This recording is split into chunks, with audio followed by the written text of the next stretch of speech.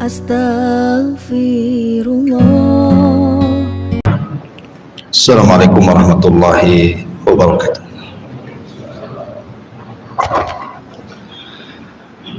Alhamdulillah wassalatu wassalamu ala rasulillah wa ala alihi wa sahbihi wa mawalah wa la hawla wa la quwata illa billahi wa ba'du. Alhamdulillah, di malam hari ini kembali kita bisa duduk untuk bertalabul ilmi, dan kita masih melanjutkan kitab Syarhus Sunnah, di mana kita sudah masuk pada perkataan muallif rahimahullahu taala, "Fallaha Allah fi nafsika wa alayka bil athari wa ashabil athari wat taqlidi fa inna ad-dina innama huwa bit taqlidi ya'ni lin nabiy sallallahu alaihi wasallam wa ashabihi ridwanullahi alaihim ajmain wa man qablana lam yada'una fi labsin faqallidhum wastarih wa la tujawizil athara wa ahlal athari."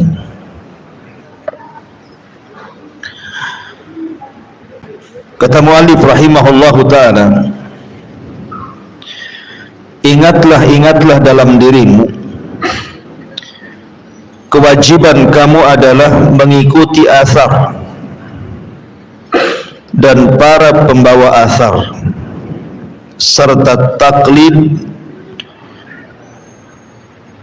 karena sesungguhnya agama ini dibangun di atas taklid. Maksudnya taklid kepada Rasul dan juga kepada para sahabat ridwanullah alaihim ajmain, dan orang-orang sebelum kita, maksudnya para salafun saleh. Mereka tidak meninggalkan kita di dalam agama ini dalam kondisi samar, ketidakjelasan. Oleh karena itulah maka ikutilah mereka dan tenangkan hati dengan mereka, tetapi tidak boleh melampaui batas dari athar dan para pembawa athar. Ma'asyiral muslimin yang dimuliakan Allah Azza wa Jalla, maksud athar di sini artinya sunnah Nabi sallallahu alaihi wasallam dan hadis-hadis yang sahih. Baik, muallif rahimahullahu taala setelah sebelumnya menjelaskan kepada kita tentang bahaya orang melakukan bid'ah dan juga penyimpangan-penyimpangan terhadap sunnah, maka mulai beliau mengarahkan sebaiknya kalian kembali kepada athar, artinya kembali kepada sunnah Rasul dan hadis-hadis yang sahih. Kemudian kembali kepada pemahaman para salafus saleh, para sahabat Nabi sallallahu alaihi wasallam.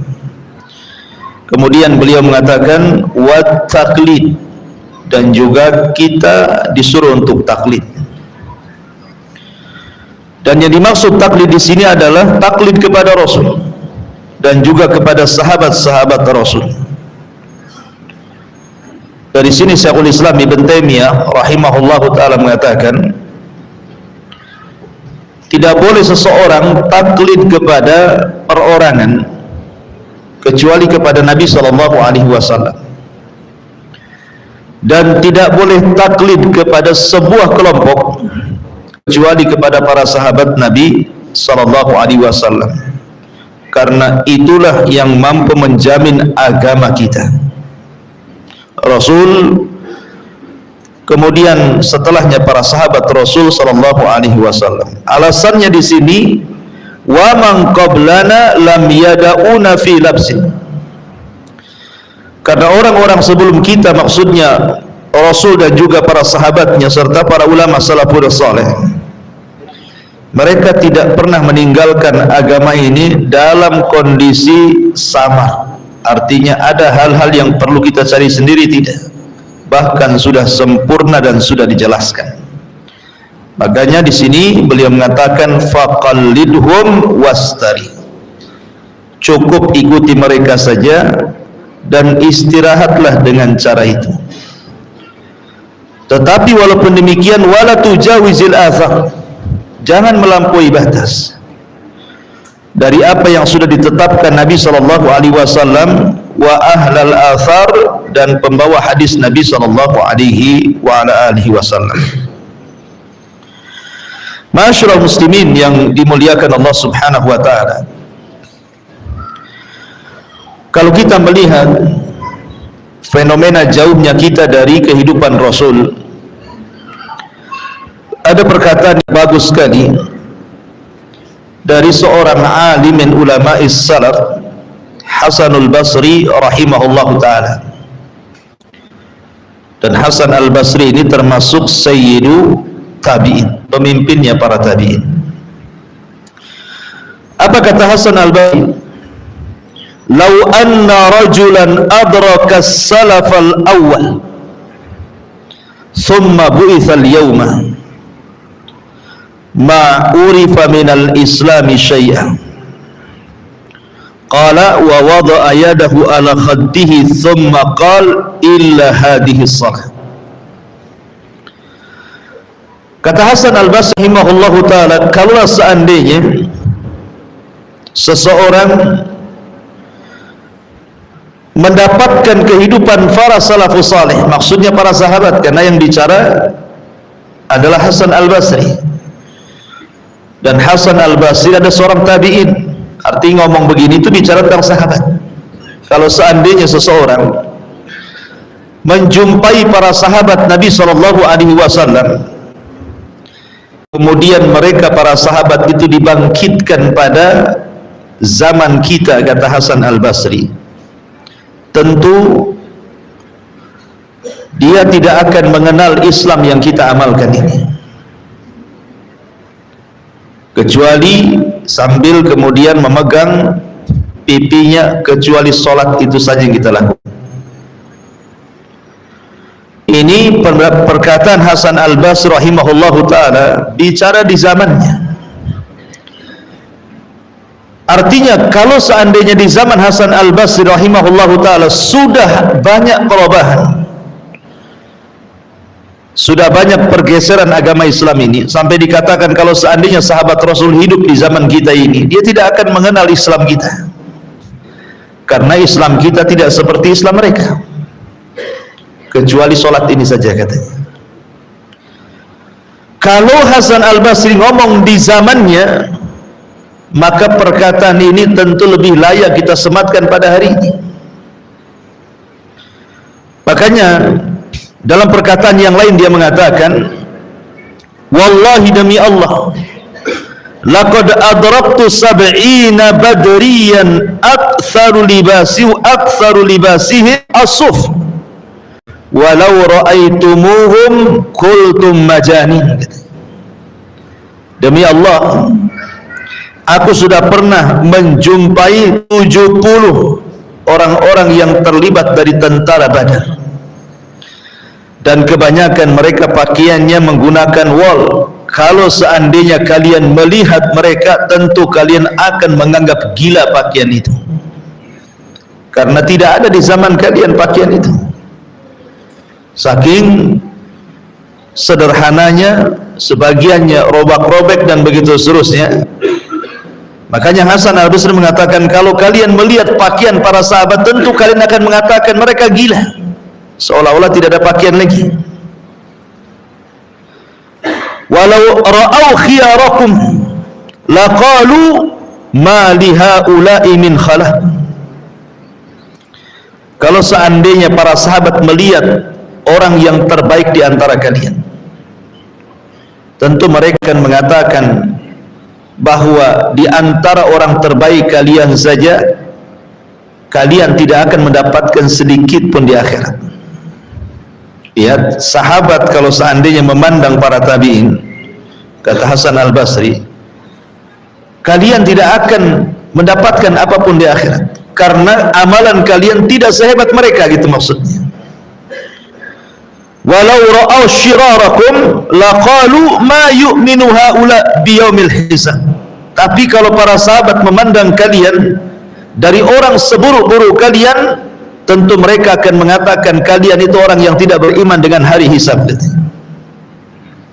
Walaqad ra'aitu aqwaman kanatid dunya ahwan ala ahadihim min turab.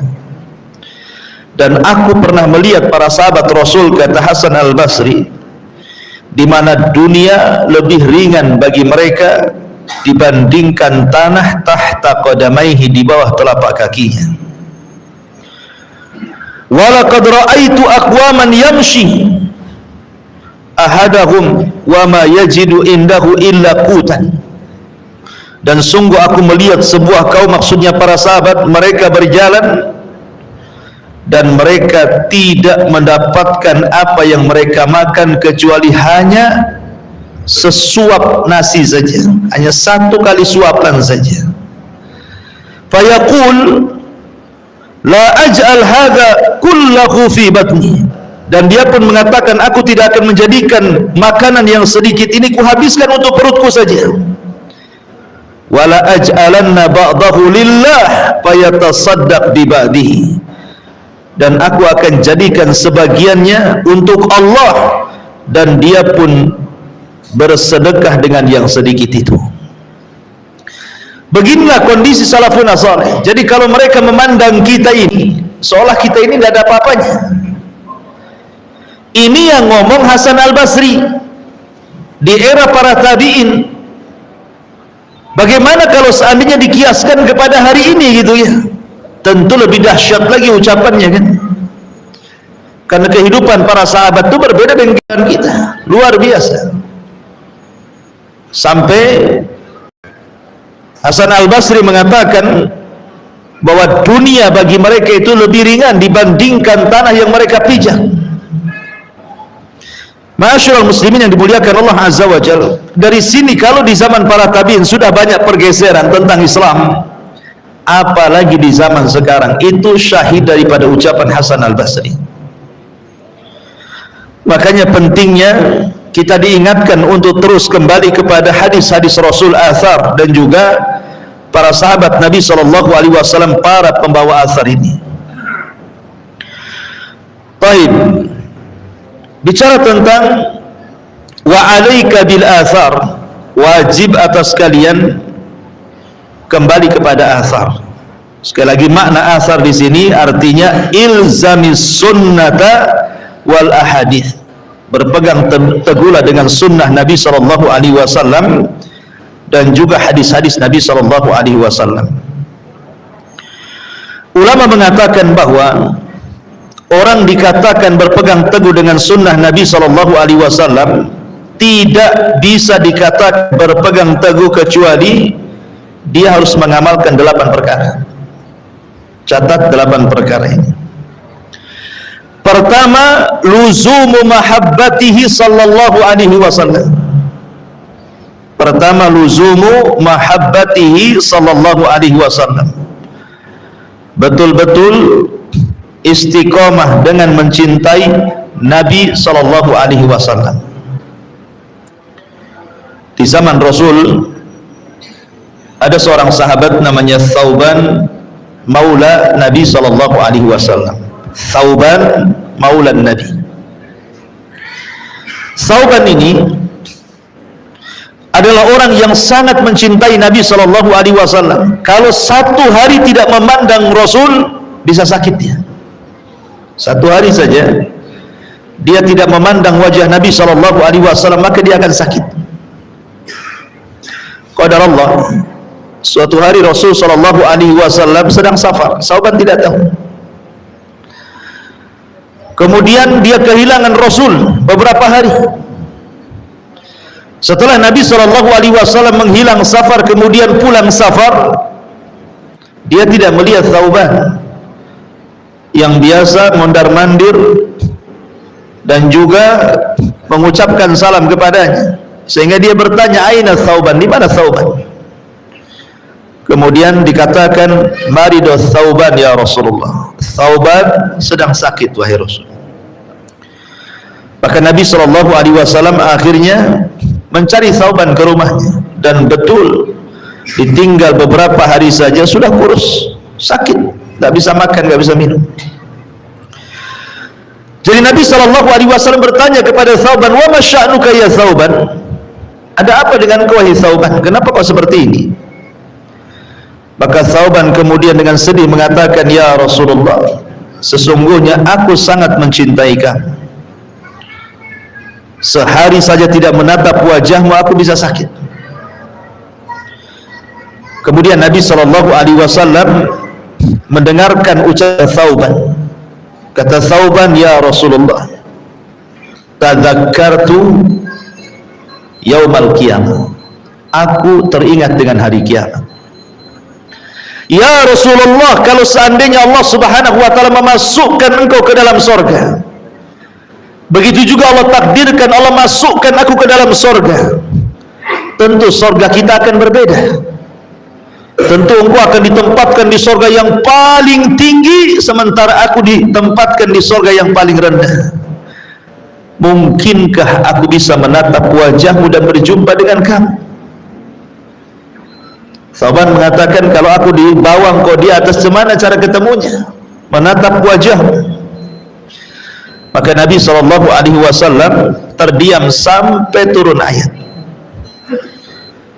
wa man yuti'illaha wa rasulahu faulaika ma'alladzina an'amallahu alaihim minan nabiyyina was-siddiqina wasyuhada'i was-salihin wa hasuna ulaika rafiqa. Turun ayat ini. Barang siapa yang taat kepada Allah, taat kepada Rasul, maka mereka akan dikumpulkan bersama para nabi, para siddiqin, para syuhada, dan orang-orang saleh, dan merekalah sebaik-baik teman kelak pada hari kiamat. Artinya buah kecintaan Thauban akan dikumpulkan bersama Nabi SAW di surga. Inilah yang dikatakan Nabi SAW, al-mar'u ala man ahab, seseorang itu akan dikumpulkan bersama idolanya masing-masing. Makanya kenapa Nabi SAW ketika bicara tentang khuturah tarkis salat, bahaya meninggalkan salat, kata Nabi SAW, siapa yang meninggalkan salat, maka mereka akan dikumpulkan bersama Qarun, bersama Fir'aun, bersama Haman, dan bersama Ubay ibn Khalaf. Kenapa yang disebut 4 orang ini? Orang yang meninggalkan salat nanti pada hari kiamat akan dikumpulkan dengan 4 orang ini, dan jelas yang namanya 4 orang ini pasti masuk neraka. Artinya orang-orang yang meninggalkan salat itu akan dikumpulkan di neraka pertama bersama Qarun, karena ada kemiripan antara Qarun dan orang yang meninggalkan salat. Maksudnya apa? Sebab orang meninggalkan salat itu karena kesibukan mengurus harta. Kebanyakan orang mengurus harta lupa salat. Kemudian dikumpulkan bersama Fir'aun. Kenapa kemudian Fir'aun yang menjadi permisalan di sini? Karena biasanya orang yang tidak salat itu disibukkan karena kekuasaan. Orang kalau sudah berkuasa biasanya sibuk dengan kekuasaannya, lupa dia salat. Kemudian dicontohkan dengan Haman. Haman itu perdana menteri Fir'aun. Artinya orang-orang yang berada di sekeliling penguasa, mereka akan sibuk, menteri-menteri bahasa kitanya, sibuk untuk menjilat para penguasa sehingga mereka lupa salat. Kemudian dicontohkan dengan Ubay ibn Khalaf, karena Ubay ini pedagang handal di zaman jahiliyah. Karena di antara orang yang melupakan salat itu karena sibuk dengan perniagaan. Akan disebutkan 4 orang ini. Lah ketika Nabi SAW mengatakan mereka bersama Fir'aun, bersama Qarun, bersama Haman, bersama Ubay ibn Khalaf, menunjukkan bahwa al-mar'u alaman orang itu akan bersama idolanya pada hari kiamat. Makanya seorang sahabat datang kepada Nabi SAW bertanya soal kiamat. Rasul, kapan kiamat itu? Rasul tidak mau menjawab. Rasul, kapan kiamat? Rasul tak mau menjawab. Rasul, kapan kiamat? Rasul tak mau menjawab. Akhirnya Nabi SAW kemudian melirik kepada orang yang bertanya itu dan mengatakan, wa ma'adadta laha, dari tadi kau tanya kapan kiamat, kapan kiamat, kapan kiamat, apa yang kau sudah siapkan untuk kedatangan kiamat itu? Jadi Nabi SAW membalik tanya gitu, emang apa yang kau siapkan? Dari tadi kau tanya kapan kiamat itu? Maka sahabat ini mengatakan, la syai'a ya Rasulullah, aku tidak memiliki apapun perbekalan untuk menjelang kiamat wahai Rasul. Walakinni, kata dia, akan tetapi wahai Rasul, inni uhibbullah wa rasul, aku sangat mencintai Allah dan Rasulnya. Apa kata Rasul? Anta ma'aman ahbab, kalau begitu engkau bersama orang yang kau cintai, engkau bersama orang yang kau idolakan. Maka hati-hati cari idola di dunia ini. Ma'asyiral muslimin yang dimuliakan Allah, ini yang pertama, bahwa orang dikatakan iqtida, maksudnya senantiasa ilzam dengan sunnah adalah ketika terus menanamkan rasa cinta kepada Nabi SAW. Yang kedua, al-iqtida'u bihi wasti'malu sunnatihi wa itba'u aqwalihi wa af'alihi wa imtithalu awamirihi wa istinabu nawahihi wa ta'addub bi adabihi fi usrihi wa yusrihi wa mansyatihi wa makrahihi. Yang kedua, berusaha untuk senantiasa mengamalkan sunnah Nabi, mengikuti Nabi dari perkataannya, perbuatannya, berusaha mengamalkan perintah-perintahnya, menjauhi larangan-larangannya, beradab dengan adabnya, baik dalam kondisi sulit ataupun susah, baik dalam kondisi semangat ataupun dalam kondisi malas, tetap mengikuti sunnah Nabi. Seorang ulama salaf, Sahlu At-Tustari rahimahullahu ta'ala, mengatakan, usulu madhabina salasatu, pondasi madhab kami itu cuma 3. Al-iqtida'u bin Nabi SAW fil akhlaqi wal af'al, kita senantiasa mengikuti Rasul dalam setiap akhlak-akhlaknya dan perbuatan-perbuatannya. Yang kedua, wal aklu minal halal, berusaha untuk memakan yang halal-halal. Dan yang ketiga, wa ikhlasun niyati fi jami'il a'mal, berusaha untuk mengikhlaskan niat pada seluruh amalan-amalannya. Kemudian dia memberikan catatan kepada ayat wal amalus salihu yarfa'u, dan setiap amal soleh akan diangkat. Maksudnya amal soleh al-iqtida bi Rasulillah SAW, amal soleh yang didasari dengan mengikuti sunnah Nabi SAW, itulah yang akan diangkat ke langit. Jadi yang kedua, berusaha mencontoh Nabi SAW. Bagi para sahabat Nabi SAW, mencontoh Rasul itu tidak pernah membeda-bedakan apakah ini sunnah muakkad, apakah ini sunnah biasa, apakah ini sampai kemudian tarafnya wajib dan begitu seterusnya. Di mata para sahabat ibadah itu sama. Itulah hebatnya para sahabat. Di mata para sahabat semua ibadah itu sama. Lain dengan kita, dibeda-bedakan kan. Kalau yang wajib ya agak sedikit semangat, kalau yang sunnah biasa-biasa saja. Ya. Kenapa? Karena bagi para sahabat itu, sebagaimana mereka tidak membeda-bedakan ketika melaksanakan sebuah ketaatan, begitu juga ketika mereka meninggalkan sebuah kemaksiatan. Mereka tidak pernah membeda-bedakan ini dosa kecil, ini dosa besar. Semua ditinggalkan. Karena bagi mereka bukan pembagian dosa, tapi kepada siapa mereka berdosa, kepada Allah Subhanahu wa ta'ala. Sehingga mereka tidak pernah beda-bedakan. Makanya kita pun sama kalau begitu, jangan pernah ini kan dosa kecil saja, nggak apa-apalah, kan bisa dihapus dengan wudu, bisa dihapus dengan sholat, ya bisa dihapus dengan puasa, dan begitu seterusnya. Karena sahabat Nabi SAW dijelaskan yang kedua di sini, mereka adalah orang yang paling mengikuti sunnah tanpa membeda-bedakan sunnah, dan sudah saya jelaskan panjang lebar pada pertemuan yang lalu. Kemudian berusaha untuk mengamalkan perintah-perintahnya dan menjauhi larangan-larangannya. Dahulu di zaman para sahabat pernah terjadi paceklik yang berkepanjangan, sampai-sampai Rasul dan para sahabat itu mengalami kelaparan di kota Madinah. Karena kita tahu bahwa cuaca Madinah beda dengan Mekah kan. Kalau Mekah itu memang dari dulu di zaman Rasul mereka itu tergantung ekonominya dengan perdagangan, sehingga tidak pengaruh mau musim panas mau musim dingin. Makanya mereka melakukan dua perjalanan dalam berniaga mereka, rihlatas syita'i was-saif.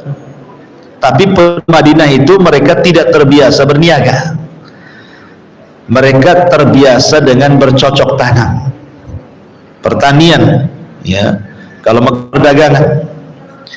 Sehingga yang namanya dunia perkebunan, dunia pertanian berhajat kepada air itu sangat besar. Kalau terjadi paceklik, apa yang terjadi? Gersang.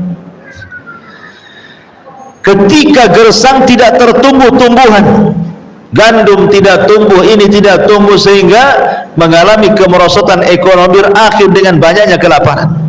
Banyak kelaparan. Sebagian mereka sampai memakan dedaunan karena untuk menahan lapar. Sampai suatu ketika terpaksalah mereka melirik keledai-keledai mereka, karena sudah tidak ada yang dimakan. Tentu mereka harus makan, kalau tidak mati kan begitu. Jadi mereka melirik keledai, disembelilah keledai-keledai peliharaan itu. Ketika Rasul SAW tahu bahwa keledai-keledai itu disembeli untuk dimakan disebabkan karena kelaparan, turun perintah Allah agar Rasul melarang mereka memakan keledai-keledai peliharaan. Akhirnya ketika betul-betul mereka menyembelih keledai dan siap santap, tinggal makan saja, tiba-tiba Rasul mengutus seseorang untuk memberitahu para sahabat Allah dan Rasulnya telah mengharamkan keledai peliharaan. Karena keledai peliharaan itu dianggap khobath, dianggap jorok bahasa kitanya, nggak boleh dimakan. Akhirnya terpaksalah para sahabat itu membuang periuk-periuk mereka, menumpahkan daging-daging keledai, dan tidak ada satupun sahabat yang memakannya. Padahal ketika itu mereka dilanda dengan kelaparan yang luar biasa. Ketika syariat mengharamkan keledai peliharaan, tidak ada yang dimakan, dibuang. Padahal dalam kondisi lapar sekali itu. Ini menunjukkan bagaimana mereka ketundukan. Kalau sudah Rasul memerintahkan ataupun melarang, bagi mereka itu sami'na wa ata'na. Sama dengan ketika pengharaman khamar umpamanya. Anas ibn Malik radhiyallahu an, ketika datang pengharaman khamar itu sedang berada di rumah Abu Talha radhiyallahu an, membantu Abi Talha untuk menjamu tamunya, menghidangkan minuman-minuman khamar. Karena di zaman itu khamar belum dilarang, boleh diminum, bahkan menjadi minuman kebanggaan para sahabat untuk menjamu tamu khamar itu. Tiba-tiba ketika kemudian Anas menuangkan khamar itu untuk diminum, datanglah penyeru dari luar. Kemudian Abi Talha ngomong sama Anas, "Ya Anas, ukhruj fasma madza yaqulul munadi yunadi." Anas, kau lihat keluar sana, itu ramai sekali di luar itu, ngomong apa tuh? Akhirnya kata Anas, fa kharajtu, aku pun keluar, fa idza sami'tu munadiyan yunadi ala wa innal khamra qad khurrimat. Kata Anas bin Malik radhiyallahu an, ketika aku keluar, aku mendengar seorang penyeru menyerukan bahwa khamr sudah diharamkan selamanya. Dan turun ayat innamal khamru wal maisir wal ansab wal azlamu rizqun min amali syaitan fastanibuhu la'allakum tuflihun. Turun ayat ini, pengharaman khamar secara abadian. Pulang Anas ngomong sama Abu Talha dan mengatakan, ya Abu Talha, innallaha wa rasulahu qad harramal khamra, sesungguhnya Allah dan Rasulnya sudah mengharamkan khamar. Maka tiba-tiba khamar yang sudah dihidangkan di tangan-tangan para sahabat langsung dituang-tuangkan ke depan pintu-pintu ganggang kota Madinah, sampai perawi hadis mengatakan hatta salat syawari al-Madinah, sampai ganggang kota Madinah itu banjir dengan khamar yang ditumpahkan dari rumah-rumah para sahabat Nabi SAW. Karena mereka ingin apa? Imtithal li amrillahi wa rasul, berusaha untuk mencontoh perintah Allah dan Rasulnya. Begitulah iktida para sahabat Nabi SAW kepada Nabi SAW. Ini kedua. Yang ketiga, wujubu ta'atihi SAW, berusaha mentaati Nabi SAW, karena ketaatan kepada Rasul itu sama dengan ketaatan kepada Allah. Wa man yuti'ir rasul faqad ata Allah, siapapun yang mentaati Rasul berarti dia telah mentaati Allah. Wa ma atakumur rasulu fakhudhu wa ma nahakum anhu fantahu, apapun yang datang dari Rasul ambil, apapun yang dilarang Rasul tinggalkan. Kemudian yang keempat, wujubu ittibaihi wa imtithali sunnatihi wal iqtida'i bihadyihi, berusaha mengikuti sunnah, mengamalkan sunnah, dan juga berusaha untuk terus mengikuti petunjuk-petunjuk Nabi SAW. Kenapa demikian? Karena nanti pada hari kiamat, ketika Nabi SAW sedang menunggu di telaganya untuk menunggu umatnya yang minum dari telaganya, maka mulailah manusia umat Rasul minum satu persatu, dimulai dengan Ahlul Yaman, kalangan orang-orang Ansar, kemudian disusul dengan fuqaraul muhajirin, orang-orang fakir muhajirin, kemudian orang-orang Ansar dari kalangan Ahlul Yaman, kemudian berikutnya sampai orang yang terakhir minum dari telaga Rasul. Rupanya ada satu kelompok yang telat datang. Tiba-tiba mereka diusir para malaikat, tidak boleh masuk ke telaga Nabi. Tidak boleh minum dari telaga Nabi. Diusir oleh para malaikat. Nabi SAW dari kejauhan tentu paham itu umatnya. Ketika melihat umatnya diusir, Rasul mengatakan ummati ummati, dalam riwayat ashabi ashabi, itu umatku, itu umatku, itu sahabat-sahabatku, biarkan mereka minum wahai Rabb. Tapi Allah Subhanahu wa taala katakan kepada Nabi SAW, ya Muhammad, innaka la tadri ma ahdatsu ba'daka innahum ghayyaru wa baddalu. Wahai Muhammad, engkau tidak tahu apa yang terjadi dengan umat sepeninggal. Kau kan tidak tahu kondisi umatmu sepeninggal. Rupanya di antara mereka umatmu ada yang ghayyaru, merubah-rubah, wa baddalu, dan mengganti-ganti syariat, petunjuk. Maka lihat bagaimana Nabi SAW dihabarkan bahwa umatnya ada yang tidak akan meminum dari telaga Rasul disebabkan mereka jauh daripada sunnah Rasul SAW. Maka kita berusaha ittida bihadyi, mengikuti petunjuk Nabi SAW. Karena Allah mengatakan fala wa rabbika la yu'minun hatta yuhakimuka fima syajara bainahum thumma la yajiduna fi anfusihim harajan mimma qadaita wa yusallimu taslima. Fala wa rabbika, sekali-kali lebih demi Rabbmu, mereka tidak akan dikatakan beriman sampai mereka menjadikan dirimu hakim terhadap apa yang mereka berselisih di dalamnya. Kemudian setelah kau putuskan, tidak ada dalam dada mereka berat hati dengan keputusanmu, dan mereka pun redha dengan keputusanmu dengan menerima segala apa yang engkau putuskan. Di zaman Rasul ada sahabat Rasul namanya orang Hadrami, Hadraul Maut, berselisih soal lahan dengan seorang laki-laki dari Kindi. Jadi rajulun minal Hadrami ini, laki-laki dari Hadramaut di Yaman, mengklaim bahwa tanah yang dikelola oleh seorang laki-laki dari kabilah Kindi itu adalah tanah bapaknya. Masalahnya tanah itu diduduki oleh laki-laki dari kabilah Kindi. Akhirnya berselisih, dia mengatakan kepada laki-laki dari Kindi itu, itu tanah bapakku, ngapain kau bercocok tanam di situ, pergi kau dari situ. Yang laki-laki ini mengatakan, tidak, ini tanahku, aku sudah lama bercocok tanam di sini, enak saja kau main-main ngaku ini tanah bapakmu, katanya. Dua-duanya akhirnya mengadu kepada Nabi. Kata Hadrami ini, orang Hadraul Maut ini, ya Rasulullah, ini orang laki-laki dari Kindi sudah mengambil tanahku, padahal itu tanah warisan bapakku. Kemudian Rasul melirik kepada laki-laki dari Kindi, betul, kau mengambil tanahnya? Dia mengatakan, tidak ya Rasulullah, ini tanahku, buktinya aku bercocok tanam di tanahku sendiri, aku sudah lama bercocok tanam di sini, kok tiba-tiba dia datang ngaku pula tanahnya?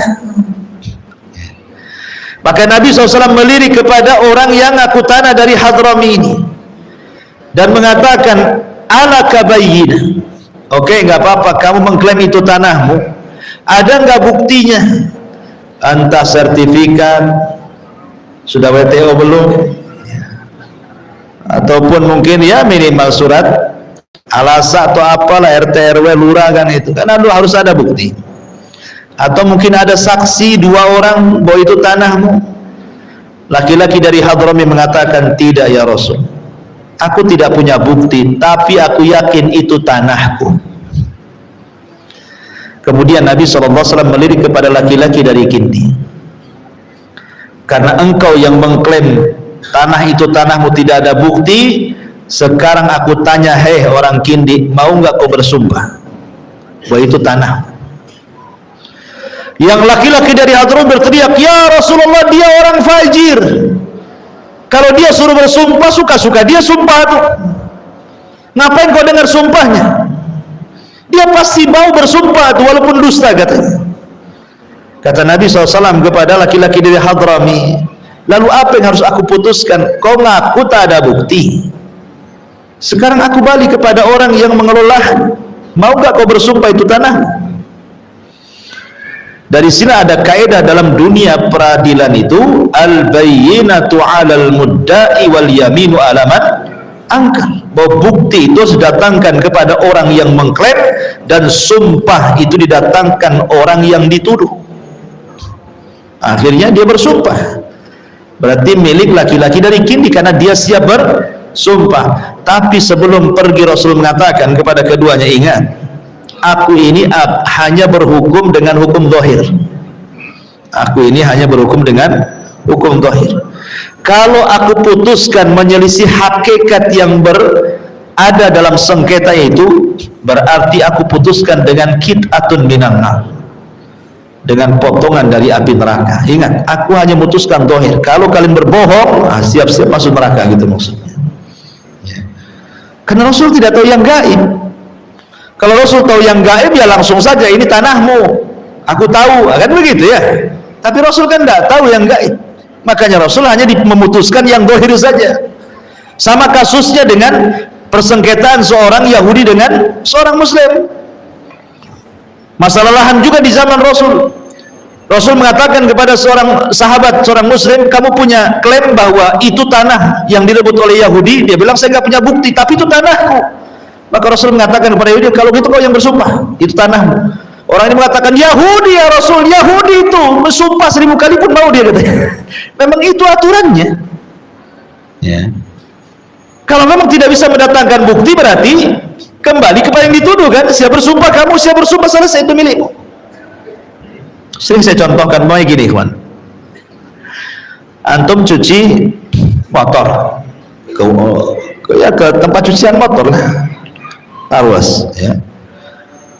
Antum di rumah itu karena handphone kan kalau dibawa-bawa mungkin takut jatuh, antum masukkan di jok motor lah, kemudian masuk karwas dicuci, selesai antum ambil motor, pas tengok HP tak ada, suudon antum ke siapa? Ke pencuci motor kan. Siapa lagi? Tadi saya taruh di jok motor, kok dicuci 1 jam di situ hilang. Kalau bukan yang nyuri, yang nyuci siapa lagi? Nggak ada jin ambil handphone. Langsung kita datangi, maaf nih Pak, saya tadi cuci motor di sini, saya naruh handphone di sini, kok nggak ada? Pasti kamu ambil atau terambil. Tolonglah, mana handphonenya? Kata tukang cuci, saya tidak tahu, saya hanya nyuci saja. Dia mengklaim bahwa diambil tukang cuci, tukang cucinya berlepas diri, aku hanya nyuci saja di sini, nggak tahu handphone mau di mana. Berarti di sini tegaklah kaidah al-bayyinatu 'alal mudda'i wal yaminu 'ala man angkar, bahwa bukti didatangkan orang yang menuduh, sementara sumpah itu cukup diucapkan orang yang dituduh.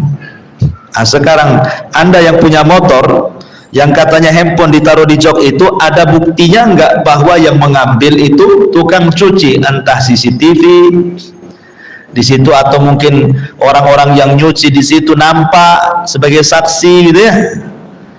Atau pas antum pinjam handphone orang kemudian ditelepon, kemudian bunyi di kantong dia, ini handphonenya ada di kantong umpamanya.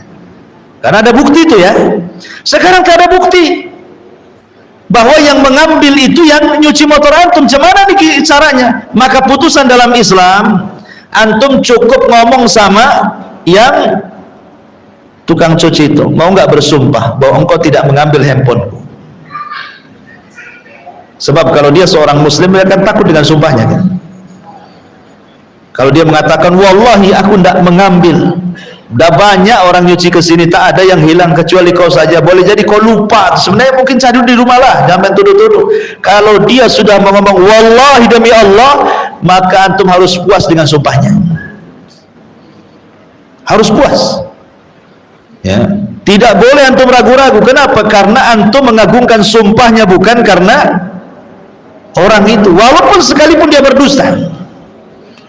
Karena Isa ibn Maryam alaihi salatu wassalam pernah melihat ada orang mencuri di hadapannya, betul-betul dicuri, nampak dengan matanya, ngambil barang, dikejar sama Isa, ditangkap dan mengatakan asarabta, apakah kau mencuri? Tiba-tiba dia bersumpah atas nama Allah, wallahi la asrik, aku tidak mencuri. Apa kata Isa? Oh iyalah, sadaqta wa kadzaba aini, kau yang benar, mataku yang salah, katanya. Jelas-jelas melihat. Kenapa? Karena dia sudah bersumpah ya. Kalau sudah bersumpah, kita tidak boleh ragu-ragu. Habis sumpah antum masih datangkan polisi juga. Gimana antum? Orang bertauhid nggak boleh gitu. Ya sudahlah, selesai kalau sudah bersumpah. Kecuali kata Syekh Utsaimin rahimahullah ta'ala, orang yang bersumpah itu memang orang jahat, dikenal dengan kejahatannya, biasa berdusta, dia tidak pernah menghargai sumpah, suruh sumpah 1 juta kali pun dia bisa sumpah untuk kebodohannya dan kebohongannya. Maka kalau seperti ini, maka boleh antum tidak tenang dengan sumpahnya. Tapi kalau seandainya orang yang bersumpah itu nampak zahirnya orang baik, maka antum harus menerima sumpahnya. Ataupun walaupun 50-50 nih, nampaknya 50% benar, 50% tak benar nih, nah, tetap antum harus terima sumpahnya. Kecuali kalau lewat di atas 50%, antum tidak yakin dia sumpahnya benar, boleh antum tidak terima. Ini kata Syekh Utsaimin rahimahullah ta'ala. Syahidnya adalah tadi tentang kisah seorang laki-laki dari Hadrami, dia langsung menerima putusan Nabi kan. Begitulah harus menerima putusan Nabi. Kemudian yang nomor 5, tarku mukhalafati amrihi wa tabdil sunnatihi. Jangan sampai menyelisihi perkara Nabi sallallahu alaihi wasallam ataupun merubah-rubah sunnah Nabi sallallahu alaihi wasallam. Karena umat di akhir-akhir ini, ikhwan, sudah terlampau banyak pergeseran-pergeseran dalam agama ini. Seperti contohnya, dulu saja belum ada handphone. Kita lihat di yang punya mobil gitu kan, kadang-kadang kaset-kaset musik itu, piringan-piringan itu jauh lebih banyak isinya dibandingkan kaset yang ada murotahnya, ya kan? Kan kalau dulu kan di mobil-mobil itu kan kaset piringan banyak, ada orang dibungkus ditaruh di kota gitu. Apakah itu mobil angkot atau apalah kan, atau mobil pribadi yang di dalam mobil itu isinya mesti musik. Itu belum ada handphone tuh ya. Sekarang sudah ada handphone kan. Saya yakin bahwa aplikasi Al-Quran dalam handphone, di handphone antum itu saya nggak yakin kalau ada paling depan itu. Boleh jadi tidak ada, butuh tinggal download di Play Store aja kan. Tapi kalau YouTube itu wajib ada di depan, Facebook wajib ada di depan, Instagram wajib ada di depan. Kenapa? Karena di situ ada marketplace, COD, semua dunia di isinya kan handphone. Artinya udah ada pergeseran kan di sini, ya. Seolah-olah apa? Dunia lebih dikedepankan dibandingkan Allah Subhanahu wa taala. Nah, kalau seandainya Quran saja bisa tidak dikedepankan daripada yang lain, cemana pula masalah sunnah Nabi? Sudah azan dulu aja. Ya, silakan. Nanti lanjutkan sedikit.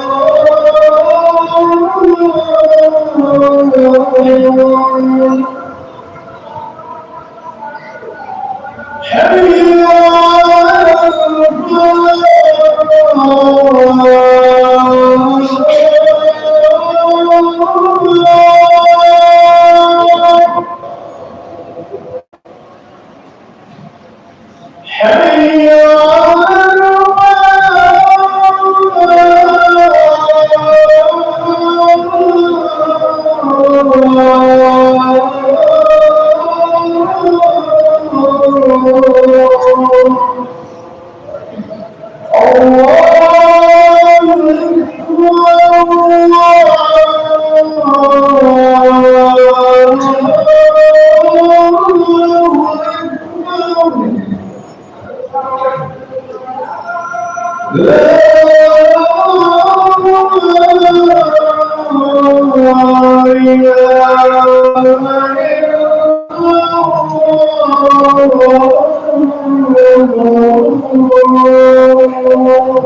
Nah.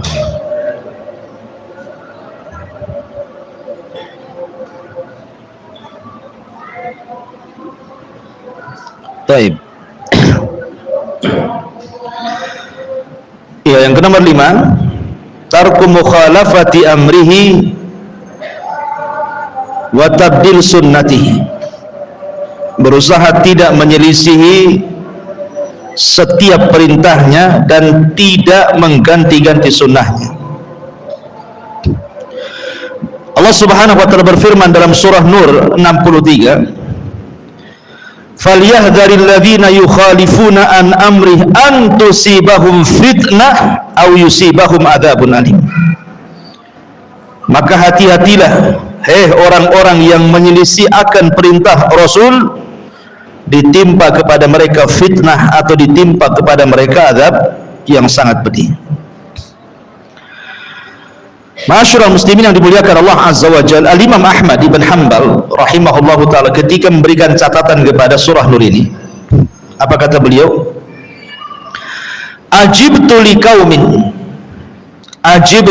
liqaumin araful isnada wa sihhatahu yadhhabuna ila ra'yi Sufyan wallahu yaqul falyahdharil ladzina yukhalifuna an amrih an tusibahum fitnah aw yusibahum adzabun alim. Atadri mal fitnah? Al fitnatu asyirku la'allahu idza radda ba'dha qawlihi an yaqa fi qalbi syai'un minaz zaigi fayahlik. Kata Imam Ahmad ibn Hanbal rahimahullahu ta'ala, aku sangat heran dengan sebuah kaum yang paham tentang sanad-sanad hadis dan sahihnya. Mereka mengambil pendapat Sufyan Ats-Tsauri, sementara Allah Subhanahu wa taala berfirman, hati-hati orang-orang yang menyelisih akan perintah Rasul, perkara Rasul ditimpa kepada mereka fitnah atau adab yang pedih. Tahukah kalian apa itu fitnah? Fitnah adalah kesyirikan. Boleh jadi apabila seseorang menolak sebagian sabda Rasul, akan tertanam dalam hatinya sesuatu penyimpangan, maka dia pun akan binasa. Imam Ahmad ingin katakan kepada kita, ikhwan, kalau Quran itu kan tidak usah diteliti ya, karena semua Quran itu pasti mutawatir. Tidak ada satu ayat ini hasan, ini sahih, ini dhaif, ini maudhu, tidak perlu. Semua Quran itu sahih. Tidak ada penelitian dalam Quran, karena sepakat Quran itu mutawatir. Tapi kalau hadis itu kan masih diteliti oleh para ulama kan. Makanya ada hadis sahih, ada hadis hasan, ada hadis dhaif, bahkan ada hadis maudhu, bahkan ada ilmunya, ada ilmu rijal, ilmu ilal, dan begitu seterusnya, untuk sampai ke derajat mampu membedakan ini hadis sahih, ini hadis tidak sahih. Nah, di zaman Imam Ahmad itu, kata Imam Ahmad, aku heran dengan sebuah kaum yang mereka luar biasa pengetahuannya, mampu menyelami tentang ilmu-ilmu rijal, ilmu-ilmu ilal, sehingga mereka bisa membedakan dengan ilmu yang mereka miliki, ini hadis sahih, ini tidak. Tetapi artinya derajat mereka sudah sampai ke derajat talabul ilmi, karena hanya orang-orang yang betul-betul talabul ilmi kan yang tahu tentang ilmu ini. Kalau hanya sekedar talabul ilmi jiping kayak kita ini, ya ngaji kuping gitu, ya tidak bisa lah. Maksudnya ini kan tingkatannya sudah orang duduk di maktabah kan, orang-orang yang dikatakan Imam Ahmad ini. Kata Imam, aku heran ada orang yang sudah diberikan pengetahuan tentang ilmu hadis, mampu membedakan hadis ini sahih, hadis ini tidak sahih. Bukannya mereka berdalil dengan hadis yang mereka teliti, tapi mereka masih mengambil pendapatnya Sufyan Ats-Tsauri. Kenapa Imam Ahmad mengatakan Sufyan Ats-Tsauri? Karena di zaman itu tidak ada ulama yang lebih handal melebihi Sufyan Ats-Tsauri. Karena Sufyan Ats-Tsauri lebih daripada Syafi'i, Maliki, Hama, itu kan orang-orang belakangan. Ini kan orang lama di atas Imam Syafi'i. Dan dia punya madhab, namanya madhab Tsauri. madhab Al-Laythi, madhab Auza'i, banyak madhab, madhab Al-Qurtubi, madhab itu banyak sebenarnya, bukan hanya 4 madhab yang kita kenal saja. Cuman bedanya karena murid-muridnya Sufyan Ats-Tsauri, Sufyan ibn Uyainah, Zuhri dan yang lainnya tidak menyebar dan tidak disebar, makanya madhabnya mati di zamannya. Beda dengan Abu Hanifah, disebar oleh murid-muridnya kemana-mana sehingga madhabnya di mana-mana. Ataupun Imam Syafi'i, muridnya menyebar di mana-mana sehingga madhabnya kemana-mana. Atau Imam Ahmad ataupun Imam Malik. Sementara Tsauri ini, Sufyan Ats-Tsauri, tidak menyebar madhabnya karena tidak disebar murid-muridnya. Tapi di zaman itu dialah ulama yang paling kondang karena kecerdasannya Sufyan Ats-Tsauri. Kata Imam Ahmad, aku heran banyak para talabatul ilmi yang bisa memisahkan ini hadis sahih, ini hadis yang tidak sahih, kok masih pula mengambil pendapatnya Sufyan Ats-Tsauri, gitu maksudnya. Kecuali kalau memang dia tidak punya pengetahuan soal itu, ialah taklid kepada ulama, kan gitu, lihat dalilnya. Tapi dia sanggup membedakan hadis ini lemah, ini di sini, kenapa masih mengambil pendapat Sufyan Ats-Tsauri? Kemudian Imam Ahmad mengatakan hati-hati, karena ada ayat yang mengatakan falyahdharil ladzina yukhalifuna an amri an tusibahum fitnah aw yusibahum adzabun alim. Hati-hati kalian jika menyelisih perkara Rasulnya, perintah Rasulnya, akan ditimpakan kepada kalian fitnah. Kemudian Imam Ahmad mengatakan, tahu kalian fitnah itu apa? Fitnah itu syirik. Kenapa orang yang menyelisih perintah Rasul bisa jatuh kepada kesyirikan? Pertanyaannya karena begini loh, karena dikhawatirkan ketika kita taklid kepada seseorang, kemudian orang ini menghalalkan, kita pun ikut menghalalkan. Orang ini mengharamkan, kita pun ikut mengharamkan. Pada Allah dan Rasulnya tidak demikian. Disinilah terjadi tahlil wa tahrim di luar daripada apa yang Allah halalkan, yang Allah rasulkan. Akhirnya dia pun menjadi musyarri, seolah-olah pembuat syariat yang tidak diizinkan Allah untuk membuatnya. Maka di sini persis seperti firman Allah, ittakhadhu ahbarahum wa ruhbanahum arbaban min dunillah. Mereka orang-orang Yahudi dan Nasrani itu mengambil padri dan rahib mereka sesembahan selain daripada Allah. Adi bin Hatim bertanya, Rasul, saya mantan Nasrani dan saya mantan pendeta, tidak ada orang yang mbah saya dengan sujud dan juga ruku. Kata Rasul, ya memang tidak sujud dan ruku, tapi bukankah apabila pendeta mereka menghalalkan yang Allah haramkan, pengikutnya mengikuti pendapat pendetanya? Apabila pendetanya mengharamkan yang Allah halalkan, sama semua pun mengikuti pendetanya, bukan mengikuti pendapat Allah. Kata Adi bin Hatim, ya, maka kata Rasul, begitulah cara mereka menyembah pendeta itu. Terjadi kesyirikan. Makanya taklid ini bahaya, karena bisa menjerumuskan apa? Menjadikan orang yang kita taklidi Tuhan selain daripada Allah Subhanahu wa ta'ala.